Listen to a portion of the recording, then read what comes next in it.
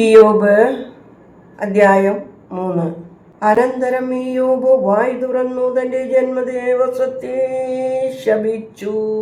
ഇയ്യോബ് പറഞ്ഞു, ഞാൻ ജനിച്ച ദിവസവും ഒരു ആൺകുഞ്ഞു ജാതനായി എന്ന് പറഞ്ഞ രാത്രിയും നശിച്ചു പോകട്ടെ.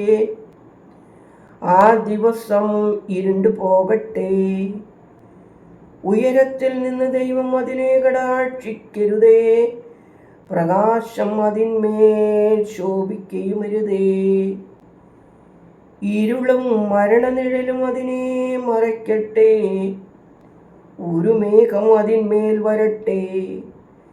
ദിവസത്തെ സങ്കടകരമാക്കുന്നതെല്ലാം അതിനെ ഭീകരമാക്കട്ടെ. ആ രാത്രിയെ കൂരിരുൾ പിടികൂടട്ടെ. അത് ആണ്ടിൻ്റെ ദിവസസംഖ്യയിൽ ഗണിക്കപ്പെടരുത്.